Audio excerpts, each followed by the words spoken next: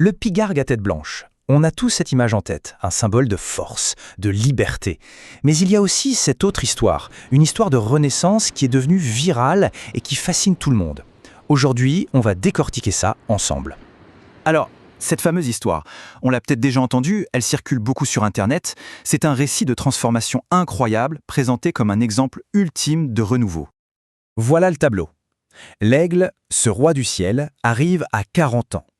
Et là, d'après la légende, tout commence à dérailler. Son corps le lâche. Ses serres, autrefois si redoutables, n'ont plus la force d'attraper quoi que ce soit. La chasse devient quasi impossible. Et ça ne s'arrête pas là. Son bec, son outil de survie, se met à pousser, à se recourber contre sa poitrine jusqu'à l'handicaper. C'est simple, il ne peut même plus s'en servir pour manger. Le coup de grâce, si on peut dire. Ses ailes deviennent si lourdes, ses plumes si épaisses, qu'il ne peut plus décoller. Fini, le vol, l'essence même de sa vie. Il se retrouve piégé, cloué au sol par son propre corps. Et c'est là que tout bascule. Il a le choix, un choix radical, se laisser mourir ou alors s'engager dans une transformation. Une sorte de renaissance qui va durer 150 jours. Et attention, on nous dit que c'est un processus extrêmement pénible.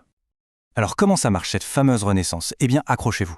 L'aigle irait s'isoler sur une montagne. Là, il se frapperait le bec contre un rocher jusqu'à se l'arracher. Oui. Il attendrait qu'un nouveau bec repousse. Ensuite, avec ce bec tout neuf, il s'arracherait les serres, puis les vieilles plumes. Un calvaire de 5 mois. La récompense? Une seconde vie de 30 ans, pour atteindre l'âge mythique de 70 ans. Bon, c'est une super histoire, pas vrai? C'est une métaphore puissante sur le fait de surmonter les épreuves, de se réinventer. Mais la grande question qui se pose, c'est: est-ce que c'est vrai? La réponse des scientifiques est, disons, sans appel. Pour l'ornithologue Laura Erickson, qui en a un peu marre d'entendre cette fable, le mot qui lui vient, c'est « sornette ». Voilà, c'est dit. Ce n'est pas juste une petite imprécision, c'est une pure et simple invention.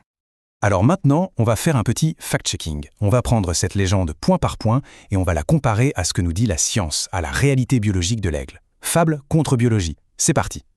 Premier point, la durée de vie. Le mythe nous parle de 70 ans, la réalité, c'est bien différent.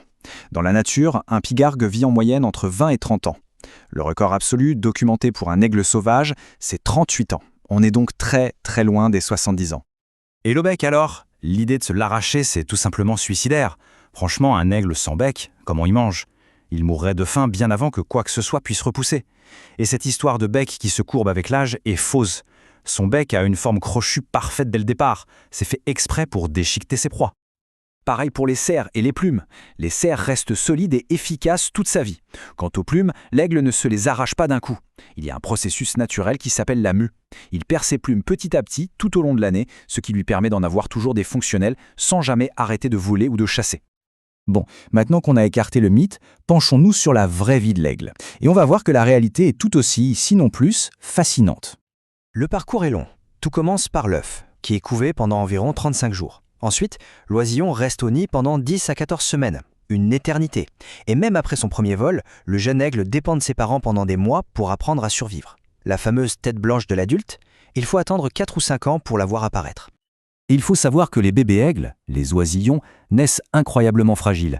On dit qu'ils sont nidicoles, ce qui veut dire en gros qu'ils sont totalement dépendants, incapables de se nourrir ou de se protéger. Leur survie repose à 100% sur leurs parents. La vraie lutte de l'aigle, ce n'est donc pas une crise existentielle auto-infligée. C'est un combat de tous les jours, dès sa naissance, dans un monde rempli de dangers bien réels. Voici un chiffre qui donne à réfléchir. Historiquement, près de la moitié des jeunes aigles ne survivent pas à leur première année. La moitié. Entre l'apprentissage de la chasse, les prédateurs, les intempéries, c'est une période extrêmement dangereuse. Et aujourd'hui, les menaces sont souvent liées à l'activité humaine. Une étude a suivi le destin de 9 jeunes aigles. Le bilan est assez tragique. Pour ceux dont on a retrouvé le corps, la cause de la mort était systématiquement humaine. Électrocution, collision avec une voiture, empoisonnement au plomb. Oui, les plus grands dangers actuels pour les aigles sont d'origine humaine. L'empoisonnement au plomb est un vrai fléau, à cause des restes de munitions dans les carcasses que les aigles mangent. Puis il y a les lignes électriques, les voitures, les trains, les pesticides. Le vrai défi de l'aigle, c'est de survivre dans le monde que nous avons construit. Mais attention, l'histoire ne s'arrête pas sur cette note sombre, loin de là. Parce que la véritable histoire récente de l'aigle, c'est aussi, et surtout, une incroyable histoire de résilience et de conservation. Il faut s'imaginer qu'il y a une 50aine d'années, cet oiseau emblématique était au bord de l'extinction, notamment à cause du pesticide DDT. Mais grâce à des efforts de conservation acharnés, son interdiction et des lois de protection, sa population a connu un retour spectaculaire, à tel point qu'en 2007, il a été officiellement retiré de la liste des espèces menacées. C'est une vraie victoire. Et ça nous ramène à la question de l'ornithologue Laura Erickson. Pourquoi s'attacher à des fables, aussi belles soient-elles, plutôt que de s'émerveiller devant la splendeur de l'animal bien réel? Sa vraie grandeur n'est pas dans un mythe, elle est dans sa survie, sa beauté sauvage et le succès de sa préservation.